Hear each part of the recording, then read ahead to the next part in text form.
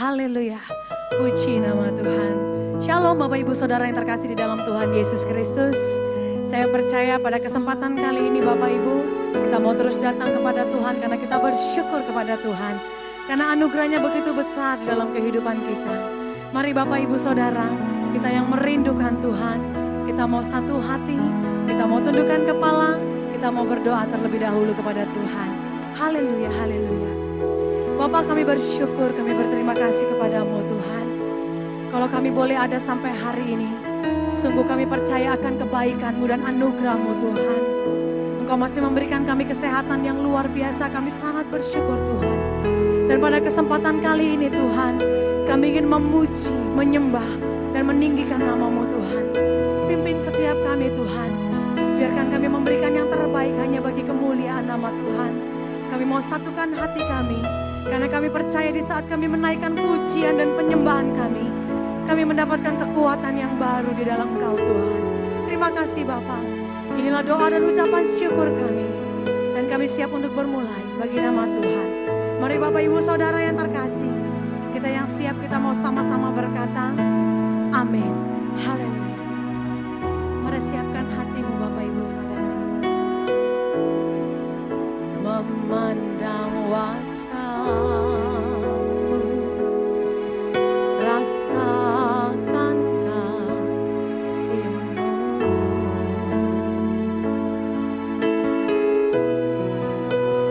tinggal dekat-Mu setiap saat di dalam hidupku.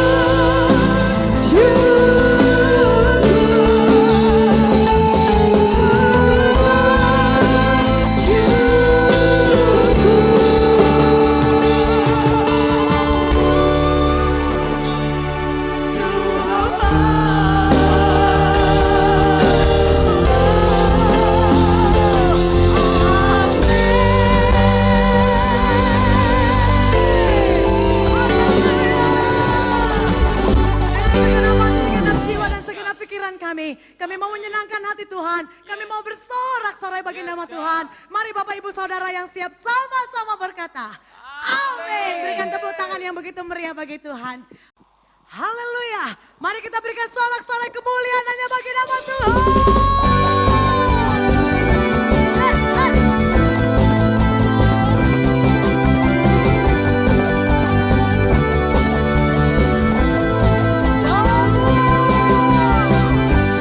Kasih setiamu nyata bagiku, hikmat kebajikan tersedia bagiku. Apalah sanggup limpahkan segalanya, dan anugerahnya sangat besar bagiku.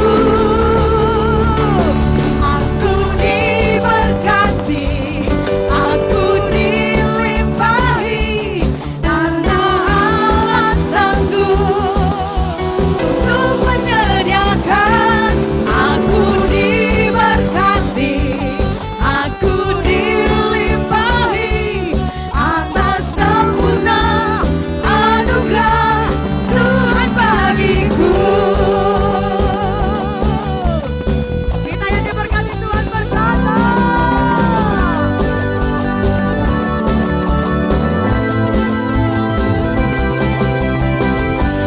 kasih setiamu nyata bagiku,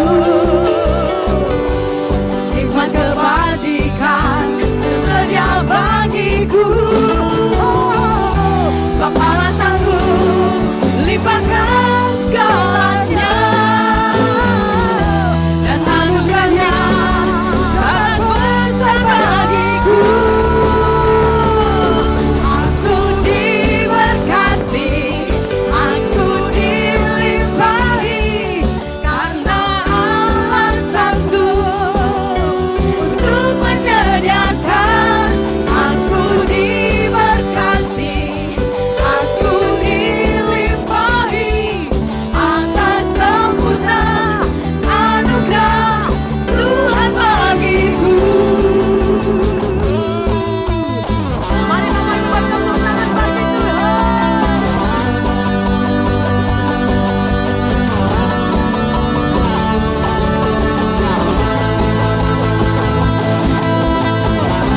kita mau percaya dia Tuhan yang sanggup memberkati kita. Sama berkata, sebab Allah sanggup limpahkan segalanya, dan anugerahnya sangat besar bagiku. Katakan, sebab Allah sanggup limpahkan segalanya, dan anugerahnya sangat besar bagiku. Aku diberkati, aku dilimpahi, karena Allah sanggup untuk menyediakan. Aku diberkati, aku dilimpahi, karena Allah sanggup untuk menyediakan. Aku diberkati, aku dilimpahi, atas sempurna anugerah Tuhan bagiku. Ya Tuhan,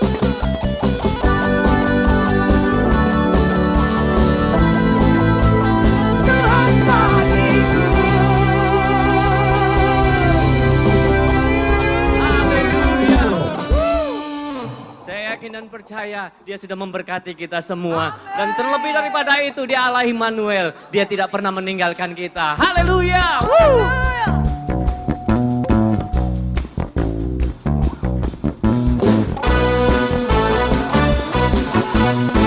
Praise God.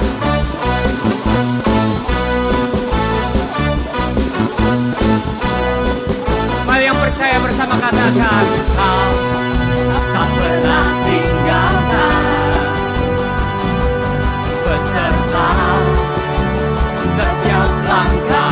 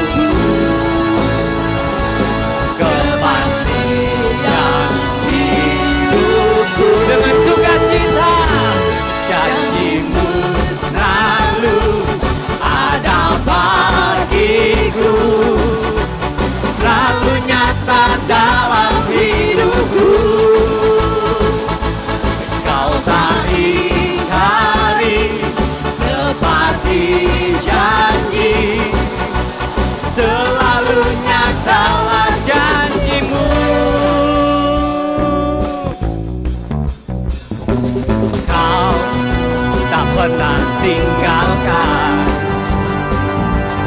beserta di setiap langkahku. Katakan kau selalu perhatikan, selalu perhatikan seluruh kehidupanku. Kau adalah pelindungku, kepastian hidup. Katakan kau adalah pelindungku.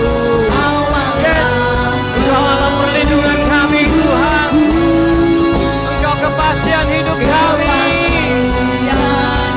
Mari dengan sukacita nyatakan bersama. Janji-Mu selalu ada bagiku, selalu nyata dalam hidupku. Kau tak ingkari, tepati janji, selalu nyatalah janji-Mu.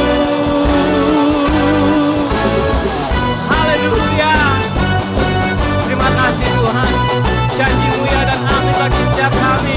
Engkau tidak pernah meninggalkan kami, senantiasa setia bersama kami.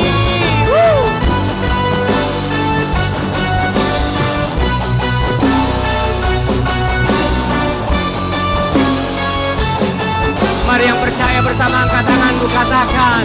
Janji-Mu selalu ada bagiku, selalu nyata dalam hidupku. Kau tak ingkari, tepati janji, selalu nyatalah janji-Mu.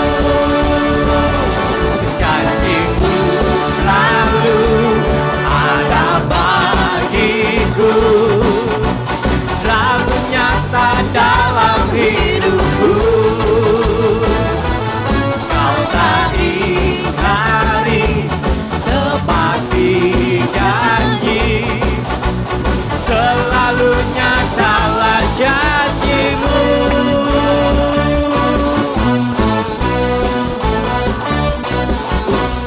Sorak-sorai yang meriah bagi Tuhan Yesus kita. Haleluya. Amin. Mari kita siapkan hati kita untuk mendengarkan firman Tuhan. Kami percaya Tuhan, Engkau Allah Immanuel, Engkau tidak pernah meninggalkan kami. Janji-Mu ya dan amin bagi setiap kami Tuhan. Biarlah pagi hari ini Tuhan, kami mau menyatakan, ku hidup karena percaya Kau yang berjanji setia, pengharapanku selalu ada di dalam-Mu. Ku tidak akan menyerah meski dalam kesesakan. Seluruh hidupku dalam genggaman-Mu. Mari engkau yang percaya bersama nyatakan pada Tuhan, aku punya Tuhan yang besar, yang telah berjanji dan sanggup menggenapi. Imanku bersepakat percaya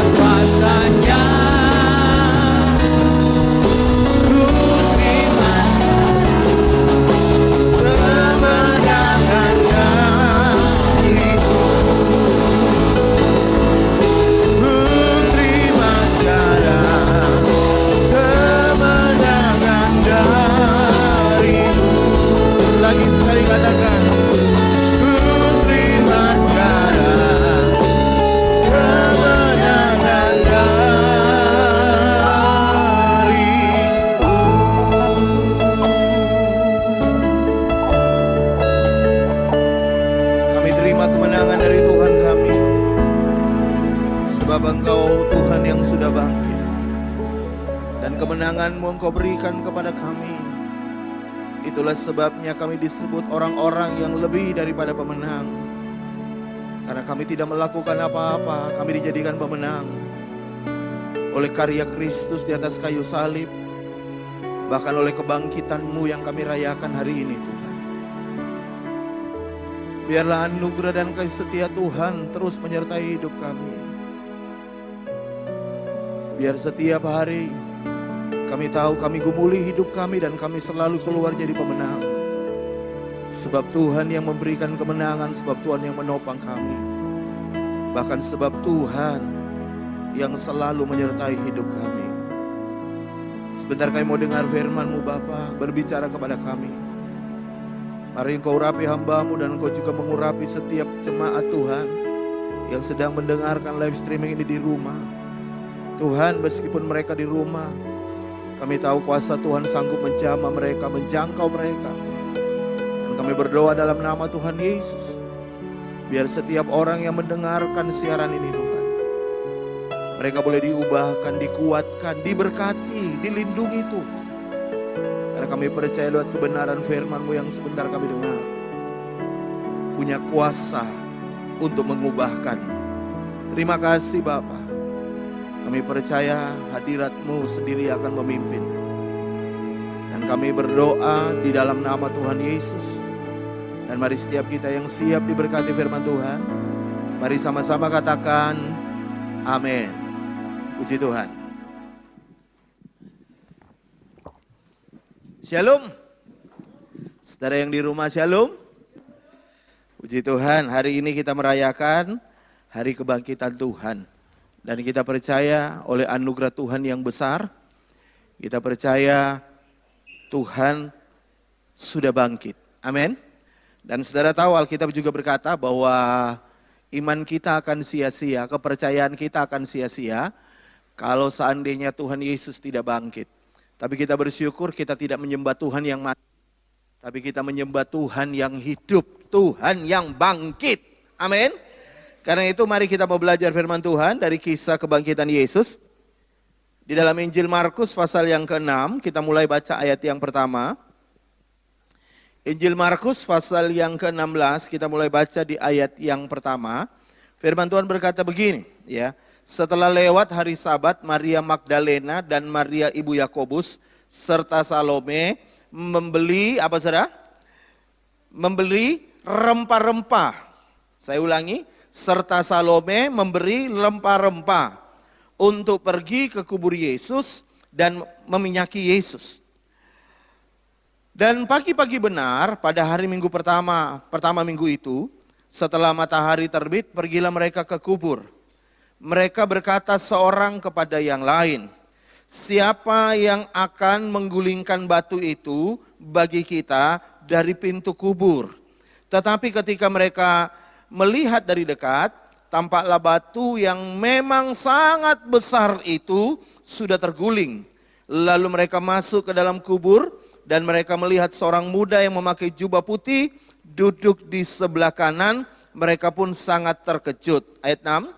Tetapi orang muda itu berkata kepada mereka, jangan takut. Sekali lagi jangan takut. Kamu mencari Yesus orang Nazaret yang disalibkan itu. Ia telah bangkit, ia tidak ada di sini. Lihat, inilah tempat mereka membaringkan dia. Ayat 7 terakhir, tetapi sekarang pergilah katakanlah kepada murid-muridnya dan kepada Petrus, ia mendahului kamu ke Galilea, di sana kamu akan melihat dia seperti yang sudah dikatakannya kepada kamu. Yang percaya firman Tuhan katakan amin. Ini kisah kebangkitan Tuhan Yesus ya, di mana ada wanita-wanita datang membeli rempah-rempah, ingin pergi ke kubur Yesus untuk meminyaki Yesus. Tapi yang menarik saudara, di tengah jalan setelah mereka beli rempah-rempah, mereka mulai bertanya di ayat yang ketiga, mereka bertanya satu seorang kepada yang lain ya.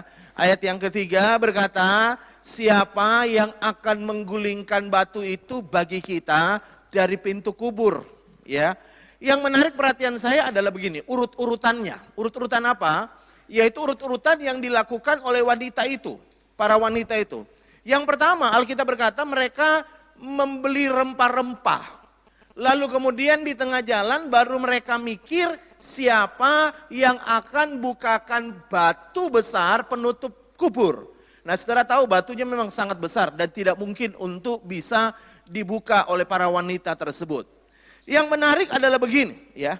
Kenapa mereka tidak mikir dulu tentang batunya nanti siapa yang gulingkan, baru mereka putuskan untuk beli minyak. Betul nggak? Harusnya mereka mikir dulu dong baru beli. Karena kalau tidak eman-eman uang yang mereka keluarkan untuk mereka beli minyak. Tapi yang menarik sekali adalah begini, kenapa mereka melakukan itu meskipun mereka tahu mereka tidak punya kemungkinan atau kemampuan untuk membuka pintu kubur? Jawabnya sederhana, karena mereka melakukan dengan cinta. Sekali lagi, karena mereka melakukan dengan cinta. Nah, saya mau beritahu, seperti lagunya Agnes Monica yang berkata, cinta itu kadang-kadang apa saudara? Tak ada logika. Cinta itu kadang-kadang tak ada logika. Bahkan menurut saya seringnya memang gak ada logikanya. Betul gak?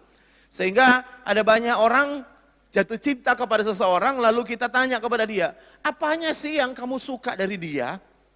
Dia loh gak cantik. Dia loh tidak seperti tipemu. Apanya sih yang kamu suka?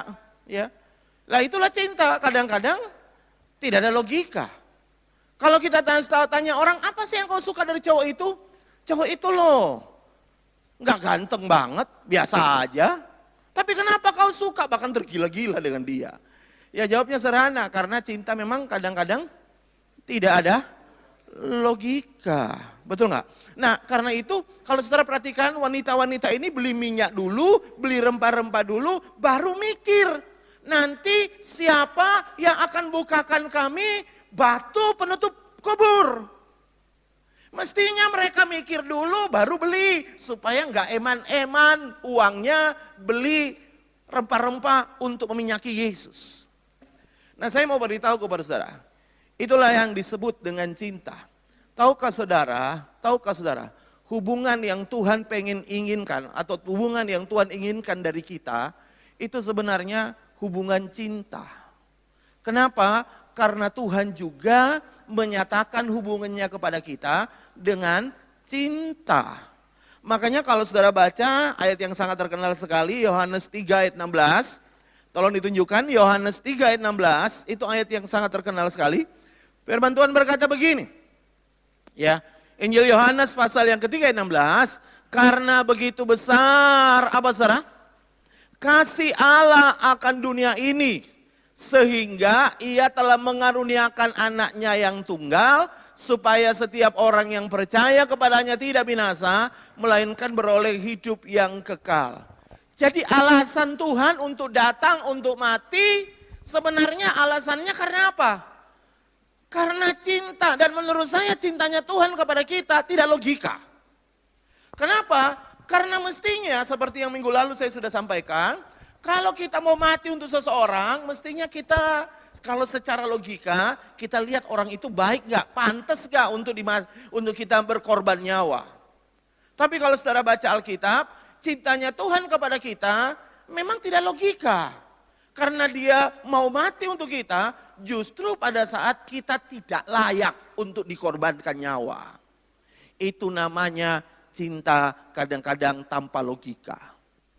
Dan itulah sebabnya saya mau beritahu, kalau Yesus aja menyatakan cintanya kepada kita, maka saya beritahu hubungan yang Tuhan inginkan dari hidup kita adalah hubungan cinta. Dan saya mau beritahu, orang yang mencintai Tuhan kadang-kadang tak ada logika. Yang di rumah bilang amin. Kadang-kadang tidak ada logika.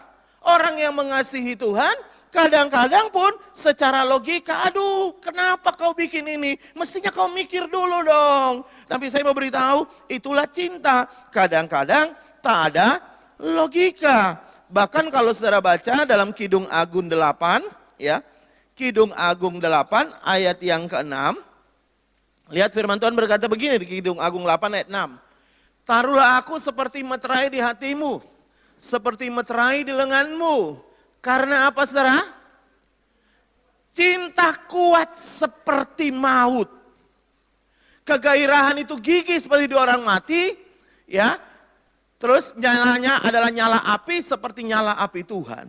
Cinta itu sebenarnya punya kekuatan yang sangat dahsyat. Oleh cinta, Yesus mau mati untuk kita. Bisa bilang amin? Karena itu Yesus pengen sebenarnya setiap orang Kristen bukan beragama, tapi punya hubungan cinta, love story dengan Tuhan. Makanya kalau sudah perhatikan Alkitab, Yesus disebut mempelai pria kita. Kita gerejanya disebut mempelai wanita. Dan itu hubungan apa? Hubungan cinta. Bisa bilang amin? Cuma sayang kali ada banyak orang berhubungan dengan Tuhan, dokter itu sebagai, Tuhan itu sebagai dokternya dan kita sebagai pasiennya. Dan itulah sebabnya banyak orang datang kepada Tuhan hanya kalau butuh lagi sakit. Sehingga hubungan mereka hanya hubungan antara dokter dengan pasiennya. Tuhan itu dokternya, kita ini pasiennya. Ada orang juga butuh berhubungan dengan Tuhan, Tuhan itu seperti kayak investor.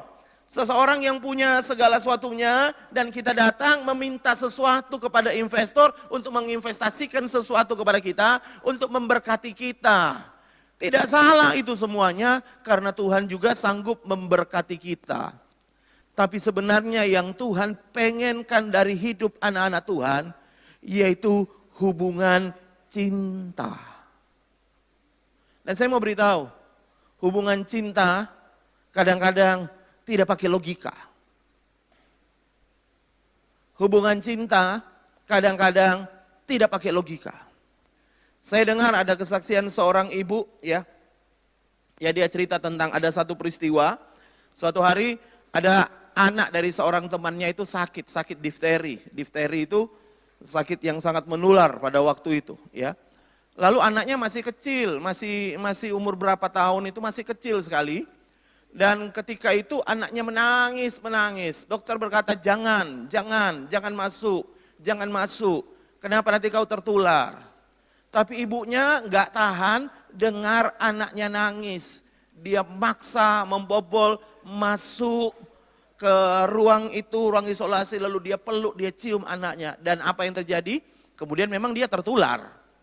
Beberapa orang berkata, wah bodoh ibu itu, bodoh ibu itu, bodoh ibu itu. Memang kita akan selalu berkata bodoh karena bukan kita yang alami, bukan kita yang rasakan. Karena yang namanya cinta itu secara personal, seorang dengan yang lain secara personal sekali. Makanya kalau saudara perhatikan baik-baik, ada orang-orang dinasehati kepada orang, kenapa sih kamu mau kawin dengan dia? Ya. Lalu kita angkat berkata, bodoh kamu dulu banyak orang kaya yang suka. Kenapa kau pilih dia? Dia miskin, gak punya apa-apa. Nah memang itulah, karena semua yang tidak merasakan cinta akan berkata demikian. Tapi orang yang merasakan, dia berkata gak apa-apa, dia miskin gak apa-apa, karena aku cinta. Nah orang itu aneh, ya. Kenapa saudara tahu kita ini aneh? Karena begini, ada banyak orang yang cinta sama kita, meskipun dia punya lebih banyak duit, kita gak mau. Tapi mungkin ada seorang yang tidak punya banyak uang, kita mau. Kenapa? Bukan karena orang itu mencintai kita saja, tapi karena kita mencintai orang itu. Karena itu saya mau berkata kepada saudara, perhatikan yang ada di rumah, saya mau beritahu begini. Hubungan yang Tuhan inginkan itu hubungan cinta. Dan saya beritahu hubungan cinta itu sangat kuat dan kadang-kadang tidak pakai logika. Makanya kalau saudara baca Alkitab, saya mau tunjukkan dulu ya. Lihat sama-sama dalam Efesus pasal yang ketiga ya. Efesus pasal 3 ayat 18. Nah mari kita lihat ya, Efesus 3 ayat 18 berkata begini. Ini tulisan Paulus kepada jemaat di Efesus. Dia berkata, aku berdoa supaya kamu bersama-sama dengan segala orang kudus dapat memahami apa yang perlu kita pahami. Alkitab berkata, betapa lebarnya dan panjangnya dan tingginya dan dalamnya, apa saudara? Kasih Kristus. Jadi Paulus berdoa untuk jemaat di Efesus supaya mereka mengerti bukan kuasanya Tuhan, tapi kasihnya Kristus. Dan lihat ayat 18, ayat 19. Dan dapat mengenal apa? Kasih itu sekalipun ia melampaui segala pengetahuan. Dengarkan baik, kasih itu melampaui segala pengetahuan, melampaui segala hikmat. Kasih itu melampauinya. Dan aku berdoa supaya kamu dipenuhi di dalam seluruh kepenuhan Allah. Nah, saya mau tunjukkan begini. Kalau sesuatu itu tidak penting, tidak mungkin Paulus doakan supaya jemaat itu bisa mengerti. Tapi karena Paulus sadar sesuatu itu sangat penting, yaitu kasih Tuhan, makanya Paulus berkata, bahkan dia sampai berkata, aku berdoa supaya kamu mengerti kasihnya Tuhan. Kasih itu melampaui apa? Pengetahuan. Ada banyak orang mengagungkan pengetahuannya tentang Tuhan. Ada banyak orang menyombongkan apa yang dia tahu tentang Tuhan. Tapi Paulus bilang, yang perlu kita mengerti adalah kasihnya Tuhan. Kenapa? Karena kalau engkau ngerti seberapa besar kasihnya Tuhan, engkau kemudian juga bisa mengasihi Tuhan. Makanya dalam 1 Yohanes pasal 4, yang ayat yang sudah sering kali saya baca, ayat yang ke-19, 1 Yohanes 4 ayat 19. Lihat 1 Yohanes 4 ayat 19, kita mengasihi karena Allah lebih dahulu mengasihi kita. Artinya apa? Kalau kita bisa mengasihi Tuhan, itu karena kita lebih dulu merasakan kasihnya Tuhan. Makanya tadi Paulus bilang begini, kita harus ngerti kasihnya Tuhan. Supaya kita juga bisa mengasihi Tuhan. Dan saya mau beritahu, dengarkan baik-baik ini. Tuhan pengen Anda sampai ke sebuah titik, Anda mengasihi Tuhan. Tuhan tidak pengen Anda hanya menjadi orang Kristen yang melakukan kegiatan agama. Bukan. Tuhan pengen kita sampai ke sebuah titik, sampai mengasihi Tuhan. Saudara tahu, dengarkan baik. Kalau orang itu mulai cinta dengan Tuhan, mengasihi Tuhan, dia pasti kangen. Dan saya heran, banyak orang Kristen gak kangen dengan Tuhan. Kenapa? Karena mereka belum mengenal kasih Tuhan. Kalau engkau kenal kasih Tuhan dan engkau mulai mengasihi Tuhan, maka engkau akan mulai kangen dengan Tuhan. Pengen bersekutu dengan Tuhan. Jadi kita setiap minggu ibadah, baik ibadah yang online, bukan hanya karena merupakan kegiatan. Beberapa orang mungkin, ini orang lain ya, bukan Anda yang saya cerita yang di rumah. Ini Anda yang menyaksikan, bukan Anda yang saya cerita. Beberapa orang lain mungkin kebenaran kalau ada ibadah online. Kenapa? Karena memang pada asalnya mereka juga malas ibadah. Dengan adanya ibadah online, puji Tuhan malah mereka di rumah. Bukan Anda yang saya cerita. Karena Anda menyaksikan siaran ini, Anda punya kerinduan akan Tuhan. Yang saya cerita ini yang udah ibadah online pun di mana-mana, tapi nggak pernah ikut ibadah online. Ada orang, kenapa saudara tahu? Karena begini. Pada dasarnya mereka nggak punya connect hati dengan Tuhan. Saya mau beritahu, orang yang punya connect hati dengan Tuhan, maka hubungannya itu hubungan cinta dan akan berbeda kekristenannya. Dan kadang-kadang tidak ada logika. Bahkan kadang-kadang orang mencintai Tuhan, kita akan berkata, bodoh kamu. Nggak pakai logika kamu, nggak pakai hikmat kamu. Karena memang yang namanya cinta kadang-kadang nggak pakai hikmat. Yang namanya cinta kadang-kadang nggak pakai logika. Suatu hari saya ditelepon oleh seorang, lalu saya datang ke rumahnya. Rupanya di situ anaknya, saudara tahu anaknya lagi ngamuk-ngamuk, saudara. Jadi orang tua ini, bapak ibu ini punya anak sudah cukup besar, sudah menikah. Dia minta sesuatu dan Orang tuanya nggak kasih, dia pecah, dia hancurin semua di rumahnya. Dia lempar batu rumahnya, dia hancurin rumahnya. Saya diminta datang di sana. Ya. Setelah ngomong-ngomong, ada Pak RT segala macam datang. Lalu mereka ngomong begini, sudah laporkan aja polisi. Laporkan aja polisi itu anak kurang ajar. Kita yang lihat, kita pengen laporin polisi karena anak ini keterlaluan. Tapi orang tuanya bilang begini, biar bagaimana Pak, itu anak saya. Dia hancurin segala sesuatu pun, saya nggak sampai hati untuk ngelaporin polisi. Pakai logika nggak? Enggak. Yang main itu cinta. Tuhan itu kalau pakai logika habis kita. Yang main hatinya Tuhan, dia cinta sama kita. Makanya dia lihat keberadaan kita kayak gini, kayak buruknya kayak apapun. Dia mau mati untuk kita. Dia nggak lihat kita. Kenapa? Karena cinta memang kadang-kadang tidak pakai logika. Kekristenan, saya mau beritahu kepada Anda. Kalau Anda hidup Kristen tanpa hubungan cinta, saya mau beritahu kepada saudara. Makanya hidup Kristen kita ini biasa-biasa aja. Hidup Kristen kita tidak radikal. Karena hanya orang yang mencintai itu bisa radikal melakukan segala sesuatunya. Saya pernah diceritain teman, ada orang mencuri beras, ketangkap. Lalu apa yang dia lakukan? Waktu ketangkap dia bilang, saya pulang dulu. Kasih makan untuk keluarga saya bawa beras ini dulu untuk keluarga saya. Lalu setelah itu kau mau tangkap saya nggak apa-apa. Lalu ada orang rela mencuri untuk keluarganya. Saya tidak mengusulkan untuk menganjurkan Anda seperti itu. Tapi yang saya maksud begini, ada orang melakukan hal-hal konyol karena cinta. Dan bagi kita nggak logika. Tapi itulah cinta.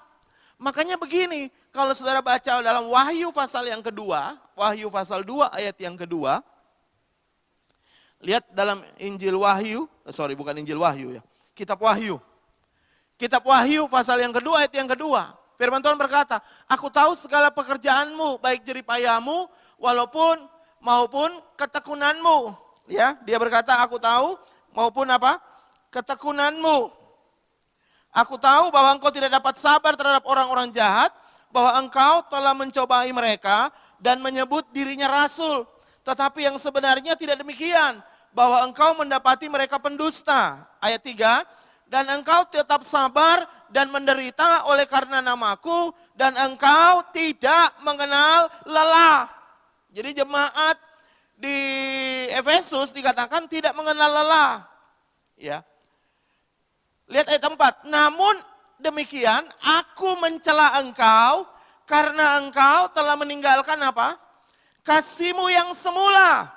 Sebab itu ayat 5, ingatlah betapa dalamnya engkau jatuh, bertobatlah dan lakukan apa lagi yang semula engkau lakukan. Jika tidak demikian aku akan datang kepadamu dan aku akan mengambil kaki dianmu dari tempatnya jika engkau tidak bertobat. Nah dengarkan, firman Tuhan berkata kepada jemaat Efesus, betapa dalamnya engkau jatuh. Kapan Tuhan bilang betapa dalamnya engkau jatuh? Bukan ketika mereka nggak punya kegiatan agama. Bukan ketika mereka tidak tekun. Bukan bahkan ketika mereka berzina. Tuhan bilang betapa dalamnya engkau jatuh. Tidak. Tapi Tuhan bilang betapa dalamnya engkau jatuh justru ketika engkau kehilangan cinta. Ketika kita kehilangan cinta, disitulah kejatuhan yang paling dalam. Dan saya mau beritahu, ada banyak orang memulai dengan cinta, tapi di tengah jalan, cintanya hilang dengan Tuhan. Karena itu Tuhan bilang, betapa dalamnya engkau jatuh. Bahkan jemaat di Efesus masih melakukan kegiatannya. Nah banyak orang masih ke gereja, masih berdoa, tapi yang hilang adalah cintanya. Kenapa? Karena saya memberitahu sekali lagi, ketika cinta sudah bergerak, hati udah mulai main, jarak tidak masalah, semua tidak masalah.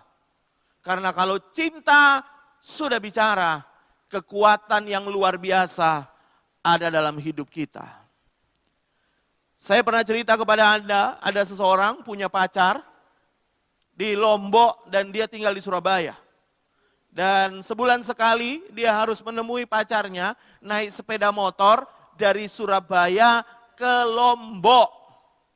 Naik sepeda motor sebulan sekali. Beberapa orang bilang bodoh. Tapi itu cinta. Cinta nggak logika. Saya dulu waktu masih pacaran dengan istri saya ini pelayanan sambil kuliah, istri saya kuliah sambil kerja. Ya, bahkan setelah kami nikah pun saya masih pelayanan sambil kerja, istri saya juga sekolah sambil kerja. Dan perjalanan jauh, saya masih ingat kami tinggal pernah di Sedati. Dan istri saya kerjanya di Kedung Klinter, Surabaya. Jauh sekali bolak-balik. Saya jemput dia harus sampai pelayanan dan kadang-kadang saya pulang kuliah siang, dia harus pulang lagi, saya pulang ke mana itu? Sedati, saya keluar lagi. Aduh, pulang itu kayaknya tinggal capeknya. Tapi semuanya dilakukan karena cinta. Cinta itu membuat orang capek punya kekuatan. Bisa bilang amin yang di rumah. Cinta itu bisa membuat orang malas jadi rajin. Lihat aja anak-anak muda, disuruh apa-apa orang tuanya malas. Coba kalau disuruh pacarnya, rajin. Ya, tolong beli no, mama, malas ma, ini mendung mau hujan. Begitu ditelepon sama pacarnya, kok bisa jemput aku? Oh ya di mana? Tapi mendung. Oh gak apa-apa mendung, tapi agak jauh di Surabaya, di Galaxy Mall. Oh gak apa-apa. Nanti tahu gak no jas hujan. Disuruh beli Indomaret aja ke situ, enggak menolak. Ini Galaxy Mall dilakoni. Karena apa? Cinta. Saya beritahu, orang kalau sudah cinta, gak pernah hitung-hitungan. Orang kalau sudah cinta, gak pernah hitung-hitungan. Orang kalau sudah cinta, gak pernah lagi mikir. Suatu hari ada calon mertua, nanya sama pacar anaknya. Dia tanya sama calon ininya anaknya, pacar anaknya, dia tanya gini, kamu suka sama dia alasannya karena apa sih? Ya. Sudah banyak yang suka sama anaknya, anak perempuannya cantik. Dia tanya, kenapa kau suka dia?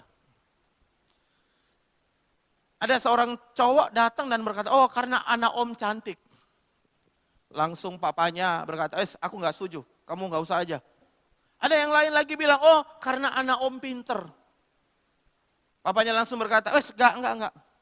Banyak yang datang dan mereka sebutkan semua alasan kenapa mereka mencintai anak om itu. Tapi ada seorang pemuda datang dan ditanya, kenapa kau suka sama anak saya?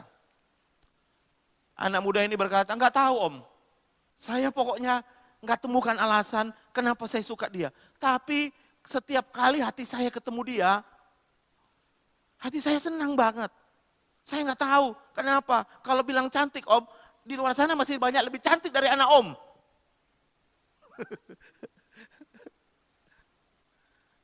Kalau bilang anak om seksi, di luar sana jauh lebih seksi, lebih banyak. Tapi enggak tahu om, hati saya kok senang sama anak om. Lalu papanya berkata, ya ini calon mantu yang baik. Karena kadang-kadang untuk mencintai, kadang-kadang kita enggak butuh alasan. Kita hanya butuh sesuatu yang ada dalam hati kita. Makanya yang selalu Tuhan sentuh dalam hati kita, itu selalu cinta. Tuhan tunjukkan mujizat, tujuannya untuk supaya kita mencintai Tuhan. Tapi kita ditunjukin mujizat, malah mencintai mujizatnya. Kita diberkati Tuhan supaya kita mencintai Sang Pemberi berkat. Bilang amin. Tapi setelah kita dikasih berkat, kita malah cintai berkatnya, kita lupakan Tuhannya yang memberikannya. Kita dikasih sehat, tujuannya supaya kita mencintai yang ngasih sehat. Malah hari ini Ketika Tuhan kasih kita sehat, kita lebih mencintai kesehatan kita daripada cinta Tuhan. Kita lebih mencintai berkat, kita lebih mencintai uang yang Tuhan berikan daripada Tuhan. Tuhan pengen kita mencintai Dia. Itulah sebabnya Dia menyatakan cintanya kepada kita, supaya kita bisa mencintai Tuhan. Saya tahu cinta tidak bisa dipaksakan. Bahkan ada lagu yang berkata, cinta tidak bisa dipersalahkan. Ya. Tapi menurut saya begini, orang memang tidak bisa dipaksa untuk mencintai. Tapi orang yang melihat kebaikan Tuhan, melihat cintanya Tuhan dalam hidupnya, bagaimana Tuhan mati berkorban untuk kita, bagaimana Tuhan pelihara hidup kita hari ini. Maka orang itu akan berkata, Tuhan, Engkau sangat mencintai aku. Makanya tidak mungkin kalau aku juga tidak membalas kasih Tuhan dalam hidupnya. Saya mau beritahu, kalau Tuhan dari sorga hari ini lempar uang, maka semua akan mengambil uang itu. Kalau hari ini Tuhan lempar dari sorga mujizat, maka semua akan ambil mujizat itu. Tapi kalau Tuhan kirim cinta, belum tentu semua orang mau balas cintanya Tuhan. Belum tentu. Karena itu saya beritahu, sebagian besar kita mengikut Tuhan sebenarnya bukan karena kita mengasihi Tuhan. Karena kita butuh Tuhan, ada yang kita perlu dari Tuhan. Dan kita pengen apa yang dari Tuhan itu, supaya Tuhan memberkati kita, menyediakan. Atau kita mengambil sesuatu dari Tuhan. Saya tahu Tuhan kita baik, Dia mau memberikan apapun dalam hidup kita. Tapi saya mau beritahu, sebenarnya yang Tuhan pengenkan begini, ketika Dia memberkati kita. Kita berkata, Tuhan, aku cinta kepada Engkau. Ketika Dia berikan kita kesehatan, kita berkata, Tuhan, aku cinta Engkau. Ketika Dia memberkati kita, maka berkat-Nya tidak membuat kita melupakan Tuhan. Ketika Dia berikan kita kesehatan, bukan membuat kita lupa Tuhan. Kalau Tuhan kasih kita uang, jangan sampai engkau jaga uangmu lebih daripada engkau mengasihi Tuhan. Kalau Tuhan kasih engkau kesehatan, jangan sampai engkau jaga kesehatanmu lebih daripada engkau mengasihi Tuhan. Kesehatan penting, tapi itu dari Tuhan. Bisa bilang amin. Kesehatan dari Tuhan. Jangan mentuhankan kesehatan, karena kesehatan dari Tuhan. Kita harus mentuhankan Tuhan yang memberi kita kesehatan. Jangan mentuhankan berkat, karena berkat dari Tuhan. Kita harus tetap mentuhankan Tuhan Yesus, Sang Pemberi berkat. Dan saya berdoa hari ini, di hari kebangkitan Tuhan Yesus. Saya mau tantang Anda yang di rumah. Coba cek kembali, apakah engkau masih mengasihi Tuhan? Apakah engkau masih gila-gilaan dengan Tuhan? Apakah engkau masih luar biasa dengan Tuhan? Menyala-nyala dengan Tuhan? Apakah engkau hari ini tetap punya semangat, gak pernah hitung-hitungan dengan Tuhan? Engkau tetap masih punya sesuatu yang berkata, aku lakukan apapun untuk Tuhan. Tuhan bisa memberkati aku, tapi aku tidak menuhankan berkat. Tuhan bisa kasih aku kesehatan, tapi kesehatan bukan Tuhanku. Tuhanku adalah Tuhan yang memberikan aku kesehatan. Tuhan bisa berkati pekerjaanku. Tuhan kasih aku pekerjaan, tapi pekerjaan bukan Tuhanku. Tapi Tuhanku adalah Tuhan yang memberikan aku pekerjaan. Kalau Anda sampai di titik itu, maka saya tahu tidak ada yang bisa memisahkan engkau dari kasih Kristus. Bisa bilang amin? Apapun boleh terjadi engkau berkata, aku cinta Tuhan. Makanya saya mau beritahu pada bagian yang terakhir. Setelah tahu ketika Petrus, setelah Tuhan tanya, apakah engkau mengasihi aku? Ya, setelah dia gagal, Alkitab berkata, setelah dia gagal, Yesus tanya, apakah engkau mengasihi aku?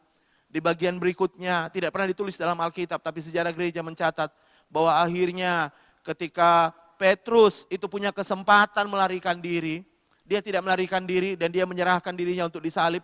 Dan ketika dia mau disalib, dia berkata begini, ya, Kalau guruku disalib kepala di atas, aku tidak layak seperti guruku. Aku disalib kepala di bawah. Kenapa Petrus yang dulu pengecut menyangkal Tuhan, hari itu mau mati bagi Tuhan? Jawabannya cuma satu, karena hatinya sudah disentuh oleh kasih Tuhan. Saya mau beritahu, hari-hari ini virus corona di mana-mana. Tapi saya tahu di masa-masa yang akan datang akan ada lebih banyak lagi hal yang buruk bisa saja terjadi. Tapi saya mau beritahu, apapun boleh terjadi, orang-orang yang mengasihi Tuhan, orang-orang yang sungguh-sungguh dengan Tuhan, orang-orang yang cinta dengan Tuhan karena Tuhan lebih dulu mencintai hidupnya. Karena dia merasakan cintanya Tuhan, tidak akan pernah goyah, tidak akan pernah mundur. Mereka akan tetap menyala-nyala dengan Tuhan. Karena cinta memang kadang-kadang tak ada logikanya. Saya berdoa hari ini, biar semua kita kembali mengasihi Tuhan. Biar kita semua sungguh-sungguh dengan Tuhan. Biar setiap kita setia dengan Tuhan, mengasihi Tuhan. Tutup Alkitab saudara, saya minta pemain musik dan seluruh tim PAW. Kita mau nyanyi satu lagu sebagai nyata bahwa kita mengasihi Tuhan. Tuhan sudah mau mati karena Dia mengasihi kita.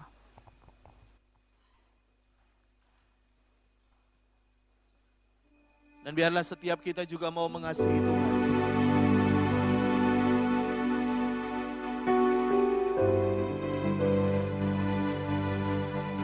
I love you, Lord,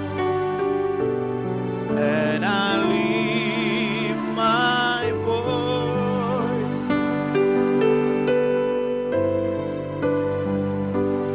to worship you. Oh, my soul, rejoice, enjoy my King in what you hear.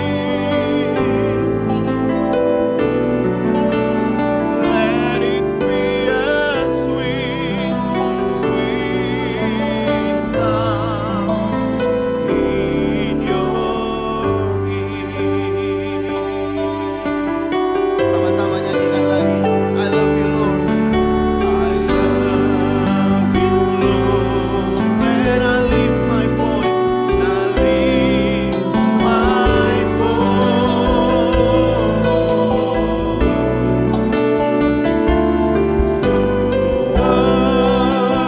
worship you.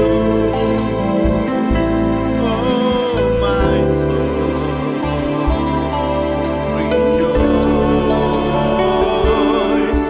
enjoy my King. Amen, amen. In what you hear, let it be a sweet, sweet sound in your ear. Saya mau berdoa bagi setiap orang-orang yang menyaksikan siaran ini di rumah. Mari angkat tangan kananmu ke atas, taruh tangan kirimu di dada. Berapapun Anda yang menyaksikan siaran ini, angkat tangan kananmu, taruh tangan kirimu di dada. Bapak, hamba berdoa buat setiap tangan yang terangkat. Ampuni kami kalau sesungguhnya tanpa kami sadar, cinta kami sudah semakin hari semakin menghilang dari Tuhan. Kami melakukan kegiatan agama kami, tapi sesungguhnya hati kami tidak lagi pada Tuhan. Bapak, hamba berdoa dalam nama Tuhan Yesus, Engkau kembalikan cintamu dalam hati setiap kami. Karena kami tahu hubungan yang Kau inginkan antara kami dan Engkau adalah hubungan cinta. Itulah sebabnya Engkau disebut mempelai pria dan kami gerejamu disebut mempelai wanita. Karena Engkau menginginkan kami mencintai Tuhan. Kau tidak ingin kami hanya beragama, Kau tidak ingin hanya kami percaya. Tapi Engkau pengen sampai suatu titik di mana kami mengasihi Tuhan. Kami tahu semua yang ada pada kami berasal dari Tuhan. Kalaupun kami punya sesuatu hari ini, kami tahu semuanya dari Tuhan. Berkat dari Tuhan. Tapi kami mau berkata, berkat bukan Tuhan kami. Tuhanlah yang memberi berkat, itulah Tuhan kami. Sehingga kami tidak perlu menjaga apa yang kami dititipkan Tuhan. Malah sehingga kami melupakan Tuhan.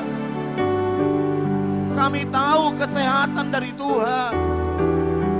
Kesehatan bukan Tuhan kami. Sehingga kami terlalu menjaga. Sehingga kami melupakan Tuhan.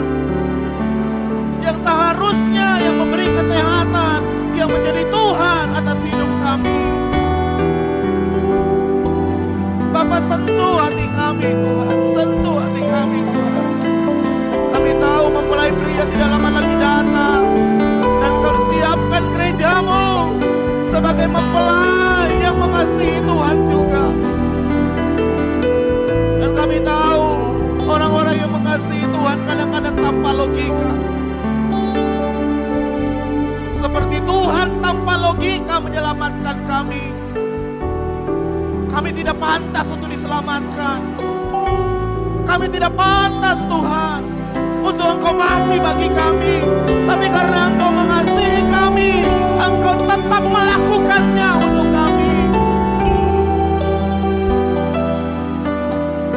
Terima kasih Bapa buat kasih Tuhan. Dan biar hari ini setiap orang yang mendengarkan siaran ini Tuhan, kami mau kembali kepada kasih mula-mula kami. Tidak ada yang bisa memisahkan kami dari kasih Kristus. Paulus pernah berkata, pedang, kelaparan, apapun juga tidak pernah bisa memisahkan kami dari kasih Kristus. Karena Engkau mengasihi kami Tuhan. Engkau mengasihi kami Tuhan. Engkau mengasihi kami Tuhan. Engkau mengasihi kami Bapa. Engkau mengasihi kami Tuhan. Terima kasih Tuhan. Kami tidak mau menuhankan semua apa yang menjadi pemberian Tuhan dalam hidup kami. Kami tidak mau menuhankan pekerjaan karena kami tahu pekerjaan dari Tuhan. Kami tidak mau menuhankan berkat karena kami tahu berkat dari Tuhan. Dan sekali lagi kami mau berkata, kami tidak mau menuhankan kesehatan karena kami tahu kesehatan adalah pemberian Tuhan. Kesehatan bukan Tuhan. Tuhan yang memberi kesehatan, itulah Tuhan. Berkati seluruh setiap orang yang mendengarkan siaran ini Tuhan. Biar hati kami tetap terpaut kepada Tuhan. Kami akhiri siaran hari ini Tuhan, karena kami tahu Engkau memberkati kami semua yang sudah melayani, para hamba-hamba Tuhan yang sudah berjerih lelah, baik operator maupun kameramen, semuanya diberkati Tuhan. Pemusik, worship leader, singer, semuanya diberkati Tuhan. Di masa-masa sulit ini kami percaya, kami tetap dipelihara oleh Tuhan. Dan mari buka tanganmu sama-sama. Kita siap terima berkat Tuhan. Dan kalau engkau percaya, mari aminkan dengan iman. Di dalam nama Tuhan Yesus kami percaya terjadi. Tuhan memberkati engkau dan melindungi engkau. Tuhan menyinari engkau dengan wajah-Nya dan memberikan engkau kasih karunia. Tuhan menghadapkan engkau dengan wajah-Nya dan memberikan engkau damai sejahtera. Saudaraku yang kekasih, terimalah berkat warisan anak sulung, berkat double porsi dalam tahun penyertaan Tuhan yang sempurna. Dan yang percaya diberkati Tuhan sama-sama katakan amin. Puji Tuhan. Sampai jumpa di ibadah selanjutnya. Tuhan Yesus memberkati.